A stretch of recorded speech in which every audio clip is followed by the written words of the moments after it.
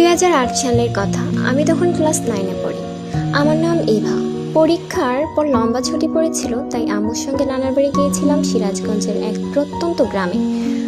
জায়গাটার নাম বলবো না, তবে এমন একটা গ্রাম যেখানে সন্ধ্যার পর রাস্তায় মানুষ চলে না।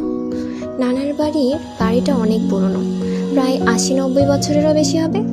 পাক্কা হলেও একপাশে একটা খড়ের গোডাউন ছিল, যেখানে নানার পুরনো কাগজপত্র, কুলা, মাটির হাঁড়ি এসব থাকতো। সেই গোডাউনের পাশে একটা জংধরা কল ছিল, যেটা দিয়ে আগেরকার দিনে পানি তোলা হতো। এই জায়গাটাকেই সবাই বলতো জবা গাছের পাশে, কারণ পাশে একটা বিশাল রক্ত জবা গাছ ছিল। তবে এই জবা গাছ নিয়ে ছোটবেলা থেকেই কিছু গুঞ্জন শুনতাম। আমার খালাতো ভাই বোন বলতো সন্ধ্যা হলেই ওই জবা গাছের নিচে নাকি একটা সাদা শাড়ি পরা মেয়েকে দেখা যায়। কেউ বলতো সে নাকি জবা গাছের ডাল থেকে ডালে লাফায়, আবার কারো সাথে আবার কারো মতে সে কাঁদে ঠিক কলের পাশে বসে। আমি সবসময় এসব গাল গল্প বলে উড়িয়ে দিতাম, কিন্তু একদিন এমন কিছু দেখলাম যেটা আজও ভুলতে পারি না। ঘটনাটা ঘটে পূর্ণিমার রাতে। বিদ্যুৎ ছিল না, পুরো গ্রাম অন্ধকারে ডুবেছিল। আমি আর আমার খালাতো বোন মো রান্নাঘরে গিয়ে হাঁড়ির ভাত চেক করছিলাম। হঠাৎ দূর থেকে একটা শব্দ শুনতে পেলাম, একটা ধাতব কিছু ঘষার শব্দ, যেন কেউ কলটা ঘুরাচ্ছে। মো বলে উঠল, তুই শুনলি? আমি মাথা নাড়লাম, চলো দেখি কে এলো। কল ঘোরাতে বলে আমরা দুজনেই টর্চ নিয়ে বের হলাম। বাইরে গা ঝমঝমে ঠান্ডা, চারপাশ নিস্তব্ধ। আমাদের হাঁটার শব্দ ছাড়া আর কিছুই নেই। কলের কাছে যেতে যেতে দেখলাম মাটি ভেজা, যেন সদ্য পানি পড়েছে, কিন্তু আশেপাশে কেউ নেই। আমরা পেছনে ফিরতে দেখি জবা গাছটা কিছুটা একটু নড়ছে। বাতাস না থাকা সত্ত্বেও ডালপালা দুলছে, আর টুপ করে একটা জবা ফুল নিচে পড়লো। ফুলটা তুলতেই দেখি তার গায়ে রক্তের দাগ। আমি আটকে উঠলাম। মো চুপচাপ দাঁড়িয়ে আছে, ঠোঁট শুকিয়ে গেছে, ওর মুখে কোনো কথা নেই। আমরা দৌড়ে ঘরে ফিরে এলাম, কিন্তু ওখানেই শেষ না। আরেক রাতের ঘটনা, তখন আনুমানিক 2টা। আমি ঘুমাতে পারছিলাম না। ঘুমের মধ্যে হঠাৎ মনে হলো দরজার বাহিরে কেউ দাঁড়িয়ে আছে। কাঁচা মেঝেতে আলতো করে পায়ের শব্দ, যেন কেউ হেঁটে যাচ্ছে বারান্দা ঘেঁষে। তারপর কেউ একজন দরজা টোকা দিল, ঠুক ঠুক।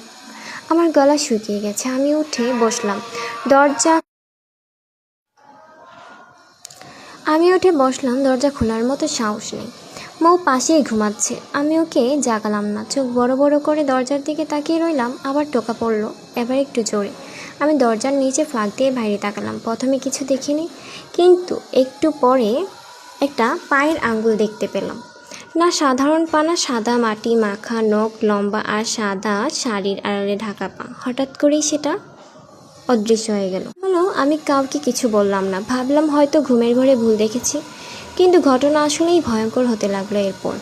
পরের দিন দুপুরে আমি কলের পাশে দাঁড়িয়েছিলাম। হঠাৎ আমার ছোট মামা এসে বললেন, ওখানে বেশি যাস না, তুই জানিস না ওই জবা গাছটা অভিশপ্ত।